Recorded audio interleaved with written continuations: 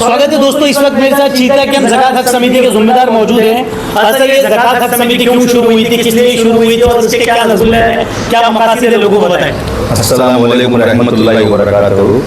आपने बहुत सही सवाल पूछा। मैं आपको बता दूं कि चीता कैंप ज़कात हक समिति जो है एक सोच है, ये सिर्फ तंजीम नहीं, एक सोच के तौर पे शुरू की गई है। बहुत सालों से हम सभी लोग जो है हम आमराई रखते हैं, हम लोग ने बहुत सारे बात की है इस साल पे।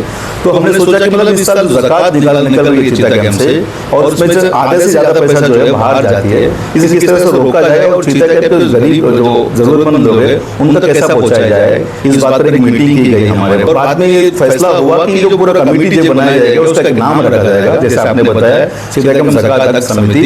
इसका एक नारा भी है कि मेरा ज़कात मेरी चीता कैंप। तो इस नारे से हमें पता चलेगा कि हम लोग क्या करने वाले थे। फिर हम लोग ने एक फैसला किया बाबा सेकंड मीटिंग में कि इस साल जो है हम ज़कात की तरफ से अवेयरनेस करेंगे। ज़कात क्यों, क्या है, किसको देना चाहिए, किसको नहीं देना चाहिए, इसको लेकर हम अवेयरनेस करेंगे। मकसद यही था कि हम इस साल जो है अवेयरनेस फैलाएंगे कि इस्लामिक तरीके से भी और जनरल तरीके से भी ज़कात क्या होता है, चीता कैंप में ज़कात कितनी वसूल होती है, किसको देना चाहिए और खास करके किसको नहीं देना चाहिए, इसके बारे में अवेयरनेस फैलाने का पूरा काम किए थे। बहुत कम वक्त मिला, इंशाल्लाह उस कम वक्त में भी हम लोग ने अच्छे तरीके से बैनर बनाते हुए चीता कैंप के बिजी नुक्कड़ पे, जहाँ पर हमारे माँ बहनें शॉपिंग करती थी, खास करके वहाँ पर बाजार में, मेन रोड पे, एमजीआर रोड पे और डी सेक्टर के रोड पे, 10 बजे रोड पे, सभी रोड में नुक्कड़ में जहाँ पर पब्लिक जमा हुए थे वहाँ पर हमने बहुत अच्छे तरीके से स्पीच दी। उसमें हम लोग ने बताया कि ज़कात क्या होता है, किसे देना है, किसे नहीं देना है, ज़कात के ऊपर कितनी बड़ी मतलब स्कैम होता है चीता कैंप में, सब हमने बताया। इंशाल्लाह अभी रमजान में बहुत अच्छे पॉजिटिव रिस्पॉन्स भी आए हम लोग को, और एक ज़कात कमेटी जो है इंशाल्लाह आगे भी बढ़ेगा। इसके बीचों बीच ये साल पूरा आप पूछेंगे कि एक साल बाकी है रमजान के लिए, एक साल क्या करोगे आप, मेरा जवाब ऐसा रहेगा कि हम इस साल पूरा जो है ऐसे ही कोई फैमिली भी चुनेंगे, या कोई बच्चा जो अच्छा पढ़ता है, प्रोफेशनल पढ़ाई करता हो, या कॉलेज हो, स्कूल हो, या ऐसा कोई विधवा औरत है जिसका हस्बैंड का इंतकाल हो गया है बड़ी बीमारी से, तो ऐसा कोई एक फैमिली को चुनकर उसको पूरा जो है पूरा उनकी कमियां तकलीफें दूर करने की कोशिश करेंगे। बहुत अच्छी तरीके से ज़कात के पैसों को इस्तेमाल करके एक फैमिली को खड़ा किया है। तो ऐसा हमारे पास प्लान है, और इंशाल्लाह दुआ तो यही है कि सब लोग मिलकर ज़कात की कमेटी को आगे बढ़ाएं, और जो इतने पैसे जो निकल रहे हैं चीता कैंप से उसको अच्छी तरीके से, जो गरीब बंदा है, तो मुस्तहिद है और मिस्किन उसको कहा जाता है जो मुंह बनाकर मतलब लोगों से भीख नहीं मांगता, वो खुददार होता है, वो औरत भी हो सकती है, मर्द भी हो सकता है, वो जाते हैं मांगने के लिए। ऐसे लोगों को ढूंढ कर ज़कात दिया जाए, इस पूरा वर्कआउट होगा। जिस तरीके से ये जो तंजीम थी, इस तंजीम ने काम किया, लोगों को किस तरीके से रिस्पॉन्स मिला। अस्सलाम वालेकुम। ये जो चीज़ थी, हम लोगों ने जो है कमेटी का जो स्थापना किया, उसके बाद जो है जब लोगों के पास हम लोग निकले तो कुछ दिनों में तो हमको पता नहीं चला कि भाई क्या हो रहा है, कैसा हो रहा है। कि लोग हमारी बात सुनते थे, 2-3 मिनट करके फिर निकल जाते थे। लेकिन जैसे जो 20-22 रोजे खत्म हुए, उसके बाद ना हमारे पास ऐसे लोग आने लगे कि जैसे एक हमारे पहचान वाले थे, 2 बहनें 60 साल 65 साल की लेडीज है, मतलब आपस में। तो उन लोग बताया कि भाई 10-12 सालों से हम लोग के ताल्लुकात ऐसे ना कि बस मौत मस्ती में या खुशी में हम लोग मिलते थे। तो उसकी वजह ये थी कि इसमें से जो छोटी बहन थी वो बहुत मालदार हो गई थी, और बड़ी बहन जो थी ना मतलब उसके अखराजात कम होते गरीबी की हालत में चले गए। तो इन लोगों के बीच में दूरी आ गई थी। तो हमारी जब ये हम लोगों ने बताया कि भाई सबसे पहला हक जो है चीता कैंप में जो हम लोगों ने फैलाया कि सबसे पहला ज़कात का तुम्हारे करीबी रिश्तेदार है, तो वो औरत की चीज के ऊपर जो है जाके पहल करी और अपनी बड़ी बहन को जाके अपनी जो ज़कात का पैसा है बहन की पकड़ बोल के दी। तो वहां से उसने बताया कि भाई वो दोनों के मामला जो है ना 4-5 दिन के अंदर इतने बेहतर हो गए, और वो बताएंगे भाई ऐसा था क्या करें। तो उन्होंने हमको बताया, और यहाँ तक कि उनकी आंखों में आंसू आ गए कि बोले बेटा आप लोगों ने ये चीज फैलाई, और आज तक इतने मौलाना बैठते थे कि किसी ने ये चीज नहीं बताई कि पहला हक जो है किसी हमारे करीबी रिश्तेदार का। वो लोगों को बस यही बोलते थे ज़कात दो और जल्दी दो, रमजान से पहले दो, ईद से पहले दो, खत्म हो रहा है, वक्त खत्म हो रहा है, टाइम निकल रहा है, ये चीजें बोलते थे। लेकिन कोई नहीं बोला। घरों पे आके यहाँ तक कि इनके पास पड़ोस में कुछ लोगों ने जब अपने रिश्तेदारों को दी और अपने करीब में जो है राशन किट वगैरह दिला दी, तो कुछ मदरसों में लोगों ने आके झगड़ा फसाद भी किया। और हमारा जो रोड है, जो मार्केट रोड है, जहाँ पे हमारा फिरोज भाई का जो दुकान वगैरह लगता है, तो वहाँ पे फिरोज भाई मैं जिस दिन खड़े थे, खुद वहाँ के बाजार का एक लड़का मतलब खुद आया और आके बोलने लगा भाई मैं अपने करीबी रिश्तेदार को इस बार जाके ज़कात दिया हूँ, और तुम यकीन मानोगे इस बार मुझे ऐसा लग रहा है कि मैंने ज़कात दी है। बराबर है, मुझे ऐसा लग रहा है कि मेरी ज़कात लगी है बोल के।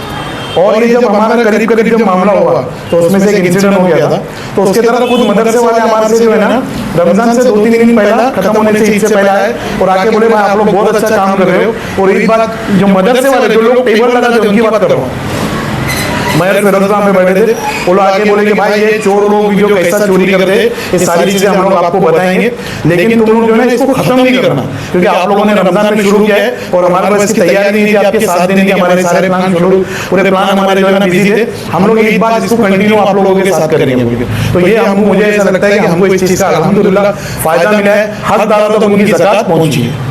कई मदरसे वालों का जो है आप उन पर उंगलियां उठाते हो, ऐसा उनका कहना है। बहुत सारे मदरसे वालों ने आपके ऊपर कहा है कि भाई फिरोज भाई को क्या तकलीफ है, क्या दिक्कत है, ये जो ज़कात के लिए आपने काम किया है अच्छा इनिशिएट किया, हम तमाम लोगों ने मिलकर अवेयरनेस क्रिएट की, लोगों ने बढ़ चढ़ कर हिस्सा लिया। अब क्या कहेंगे आप इस पर? अस्सलाम वालेकुम, मेरा नाम फिरोज बिस्ती है और जैसा कि आपने सवाल किया कि मुझे मदरसों से क्या दिक्कत है, तो मैं नहीं समझता हूँ कि कोई भी मुसलमान ईमान वाला उसको मदरसे से कोई दिक्कत होगी। मुझे मदरसे से कोई दिक्कत नहीं है, लेकिन मदरसा क्या है ये पहले हमको समझना पड़ेगा। एक बंदा जो यूपी या बिहार से आता है यहाँ पर एक छोटा सा रूम जो है 10 बाय 15 का रूम जो है 3,000-4,000 भाड़े पे लेके फिर यूपी जाके अपने ही खानदान से 4 बच्चे 5 बच्चे लेके आता है। लेके आने के बाद में यहाँ पर चंदे कलेक्शन के लिए बॉम्बे के अंदर ऐसा कोई मुस्लिम इलाका नहीं है, मुस्लिम जगह नहीं है जहाँ पर वो कलेक्शन करने जाता नहीं है कि भाई यतीम बच्चे बोलकर वो कलेक्शन करता है। वो उसका जाति कलेक्शन होता है, वो मदरसे में क्या कर रहा है क्या नहीं कर रहा है मदरसा स्कूल नहीं बोलते।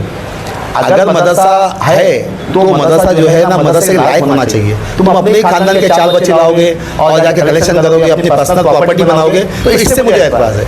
और हमारा जो है ऐसी सोच है कि चीता कैंप के अंदर 2 ऐसे बड़े मदरसे बने जहाँ पे 80% बच्चे जो है ना हमारे चीता कैंप के पढ़े। हमारे चीता कैंप में भी बहुत बच्चे यतीम हैं, गरीब है, जो मतलब अफोर्ड नहीं कर सकते एजुकेशन, तो उनके लिए हमारी ऐसी कोशिश रहेगी इंशाल्लाह आने वाले वक्त पे कि 2 बड़े मदरसे बने जिसके अंदर जो है हमारी टीम का भी इंशाल्लाह योगदान होगा। जितना कलेक्शन हो सकेगा हम लोग कलेक्शन करके उस मदरसे को देंगे इंशाल्लाह। अगर लोग चीता कैंप के जिम्मेदार लोग आगे आकर उस मदरसे को बनाने के लिए हमारा साथ देंगे तो हम लोग चीता कैंप में इंशाल्लाह अल्लाह ने चाहा तो ऐसे मदरसे बनाएंगे जिसके अंदर जो है दीनी और दुनियाई दोनों तालीम बच्चों को मिले, ताकि जो है दुनियाई तालीम से जो है वो दुनिया के अंदर जो है कामयाबी हासिल करे और दीनी तालीम के साथ जो है आखिरत में कामयाबी हासिल करे। ना कि जो है मतलब वो जो दीनी तालीम है उसका धंधा बनाए। क्या होता है कि जब बच्चे मदरसे में पढ़कर जब बाहर निकलते हैं तो उनके पास जो है सिवाय मदरसा खोलने के बाद दूसरा कोई रास्ता नहीं होता, क्योंकि उनको कोई कहीं पे कोई जॉब नहीं मिलने वाला। क्योंकि आप देखोगे मस्जिद में जो है अगर कहीं जॉब होता है तो या तो इमाम होना चाहिए या तो मौज़िन होना चाहिए या तो कोई खादिम होना चाहिए, ये 3 लोगों को जॉब मिलेगा। उसके अलावा बाकी लोग क्या करेंगे?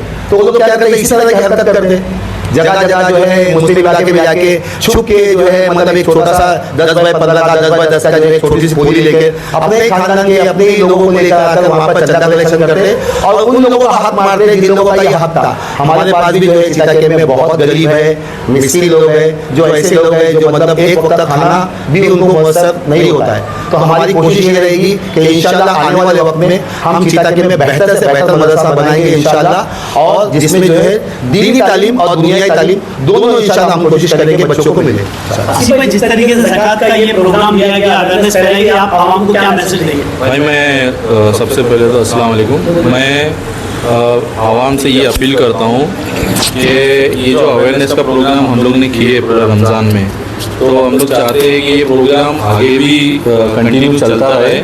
हम लोग इसके बाद में पूरा अभी बैक टू बैक हम लोग हर महीने में एक बार इसके ऊपर मीटिंग लेंगे, लोगों को ज़्यादा से ज़्यादा जोड़ने की कोशिश करेंगे और लोग हमारे साथ जुड़ रहे हैं। भाई बहुत से ऐसे कॉल हमको आ रहे हैं कि जिसके अंदर आप लोगों ने बहुत अच्छा काम किए हैं, ऐसा बहुत से ऐसे कॉल आ रहे हैं, रास्ते में मिलते हैं हम लोग को बोलते हैं भाई ये बहुत अच्छा काम हुआ है चीता कैंप के अंदर, हम लोग आपके साथ जुड़ के करना चाहते हैं। तो हम लोग उनको बोल रहे हैं कि भाई ये हम लोग पहली बार ऐसा नहीं एक बार करके छोड़ रहे हैं, हम लोग हर साल इसको कंटिन्यू करेंगे। और मैं सबसे ये अपील करता हूँ कि हम लोग के साथ में जुड़े, हमारे साथ में आके मिले और जो ज़्यादा से ज़्यादा जानकारी हम आपको भी दें और आप भी हमसे पता करके आप भी 4 लोगों में इस चीज़ को फैलाएं और हमारे साथ जुड़ के अगले साल की तैयारी करें। जी भाई, हर फिर हर मसलक के लोग जो है इस ज़कात हक समिति में मौजूद थे, जिन्होंने अवेयरनेस क्रिएट करी। आप किस तरीके से आवाम को बताएंगे और आने वाले टाइम में किस तरीके से काम करेंगी?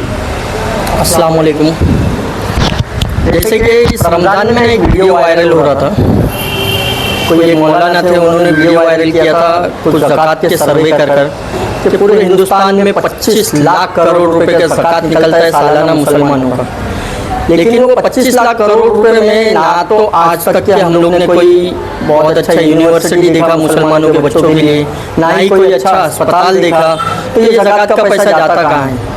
ज़कात का पैसा उन मौलानाओं के पास जाता है, जब हमको गांव जाना होता है तो हम लोग ट्रेन की टिकट 1 महीना 2 महीना पहले बुक करके रखते हैं, लेकिन इनको जब गांव जाना होता है तो सेम डे में फ़्लाइट की टिकट बुक होती है और ये फ़्लाइट से जाते हैं और फ्लाइट से आते हैं। हमको यहाँ से जब बम्बई जाना होता है तो हमारे लिए एक ऑटो टैक्सी रिक्शा का बंदोबस्त रहता है, लेकिन इनके लिए बुक की हुई कैब खड़ी रहती है इनके आने के 1 घंटा पहले तक। तो ये सारी सुविधा ये लोग कहाँ से ला रहे हैं? कोई अपना खेत घर-दार बेच के तो नहीं आए। जब आए थे एक छोटी सी अटैची लेके आते हैं इधर, लेकिन जाते वक्त हम लोग देखते हैं कि उनकी प्रॉपर्टी चीता कैंप में, इवन मुंबई में बहुत सारी जगहों पे उनकी प्रॉपर्टीज होती है, उनके बैंक बैलेंस होते हैं। और यहाँ से जाकर अगर आप गाँव में सर्वे करोगे तो गाँव में उनके बंगलो होते हैं। लोगों के पास कोठियाँ बनाने के लिए पैसे नहीं होते, लेकिन इनके बंगलो तैयार रहते हैं। तो इनकी इनकम सोर्स कहाँ से है और कहाँ से आ रहे हैं इनके पास पैसे? तो इनके पास जो पैसे आ रहे हैं वो हमारी ज़कात के पैसे हैं। अगर मैं समझता हूँ 25 लाख करोड़ अगर पूरे हिंदुस्तान में निकल रहा है तो कहीं ना कहीं मुंबई में 25 करोड़ तो निकलती होगी ज़कात। हालांकि मुंबई एक ऐसी ड्रीम सिटी है जहाँ सबसे ज़्यादा पैसे वाले लोग हैं और बहुत ज़्यादा अल्लाह वाले लोग हैं जो अल्लाह से डर के ज़कात को निकालते हैं। मैं नहीं कह रहा हूँ कि सारे मदरसे गलत है, जो सालाना बच्चे यहाँ से हिफ्ज़ करके निकलते हैं और इनकी बाकायदा सालाना दस्तारबंदी होती है और हमको पता चलता है कि भाई इस साल में इतने बच्चे इस मदरसे से हिफ्ज़ करके निकले, पुराने हाफिज़ बन के निकले, तो हमारे दिल को कहीं ना कहीं मुतमईन होता है, सुकून मिलता है कि हमारा पैसा सही जगह लगाए। तो लोगों से ये दरख्वास्त है कि अपना पैसा सही जगह पर भेजें।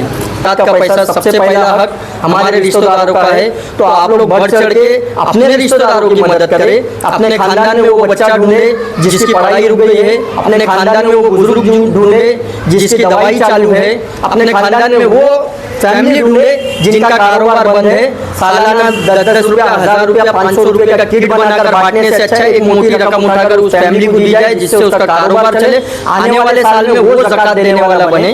तो हम लोग का मंशूबा ये है और हमारी जो कमेटी है ज़कात हक कमेटी, ये समिति का एक ही एम है और एक ही ऐलान है कि आज हमने चीता कैंप से चालू किया है, यही काम मुंबई तक पहुंचे और यही काम सारे हिंदुस्तान तक पहुंचे। इंशाल्लाह इस काम को हम बहुत जल्दी और बहुत आगे बढ़ाने की कोशिश करेंगे। फवाद जी, आपने भी इस समिति में बहुत बढ़ चढ़कर काम किया, आपने बहुत स्पीच भी दी है। मैं हम लोग जानते भी है जब स्पीकर बंद हो गया था आपने 10 बार इसमें बहुत अच्छी तरह से अपनी आवाज़ से बहुत सारे लोगों को समझाए, बहुत लोग समझ भी गए। तो मैं आपसे जानना चाहूँगा कि आप इस्लामिक तरीके से इस ज़कात को कैसे देखते हैं और क्या बोलना चाहेंगे आप? जैसे आप तमाम लोगों को पता है कि जिस तरीके से ज़कात निकालना कितना अहम रुकन है इस्लाम का, इस्लाम की अहम एक कड़ी है। हम लोग सिर्फ क्या करते हैं, नमाज पढ़ते हैं, रोज़ा रख लेते हैं और जो साहिब इस्तिताअत होता है वो ज़कात निकालता है और किसी ऐरे शख्स के हाथ में दे देता है जो मजलूम और जो मुस्तहिक है उस तक पहुँच नहीं पाता। तो ये तंजीम ने जो एक फिक्र, राजा भाई है, फिरोज भाई है, सत्तार भाई और तमाम लोगों ने जो ये आसिफ भाई, इन तमाम लोगों ने जो फिक्र के साथ काम किया कि लोगों तक जो ज़कात का पैसा कैसे जाना चाहिए और किसके थ्रू जाना चाहिए। देखिए, मैं ये नहीं बोलता कि कोई मीडिएटर हो जो आपको आपकी ज़कात पहुंचाए। आप अपने रिश्तेदारों को, अपने आसपास, अपने पड़ोसी, अपने मुस्तहिक लोगों को जिस तरीके से भी ज़कात देना चाहते हैं आप दे। ये जो तंजीम है ना, ये तंजीम के लिए अभी मजीद भाई कह रहे थे ना कि आज ये तंजीम जो है ना चीता कैंप में अगर 2-4 साल, 5 साल, 10 साल काम करने के बाद चीता कैंप के लोग है ना ज़कात लेने वाले नहीं रहेंगे, देने वाले रहेंगे। तो अब चीता कैंप में जब सारे लोग ज़कात देने वाले हो जाएंगे ना, लेने वाला कोई नहीं रहेगा, तो हमको गोंडी की तरफ रुख करना पड़ेगा, हमको कुर्ला की तरफ रुख करना पड़ेगा। और मैं आपको बता दूं, कुछ इंटेलेक्चुअल और कुछ ऐसे बड़े आदमी जो बंबई में एक मीटिंग कर रहे थे, तो मैंने उनको अपनी कमेटी के प्लान्स को बताया, तो उन्होंने कहा कि भाई ये तो बहुत अच्छा है, में इससे ऐसा होना चाहिए कि आने वाले वक्त में मेरा गोंडी मेरी ज़कात, मेरा बंबई मेरी ज़कात। तो हो सकता है अल्लाह ने अगर हमारे इस मिशन को कामयाब किया तो मेरा हिंदुस्तान मेरी ज़कात भी लोग करेंगे। और ये मैं आखिरी एक मैसेज दूंगा कि हम लोगों ने जो कोशिश की है, बहुत लोगों को लगा कि भाई हम लोग नहीं कर पाएंगे, लेकिन अल्लाह ने इज्जत दी। तमाम लोगों ने मिलकर अपने रोजे, रमजान और इबादतों के बीच में, बिजी शेड्यूल के बीच में, तरावी के बाद में हम लोग ने अवेयरनेस क्रिएट की, तमाम लोगों तक पहुंचे। और मैं कोशिश करूंगा अगले साल जो भी तंजीम का फैसला हो, हम लोग बढ़ चढ़कर हिस्सा ले। और आज जो सक्सेस मिली है, इसकी हजारों गुना, लाखों गुना इससे ज्यादा इस तंजीम को सक्सेस मिले, ऐसी दुआ करता हूं। जज़ाकल्लाह, शुक्रिया। मेरी ज़कात, मेरा ज़कात, मेरी ज़कात, मेरी ज़कात।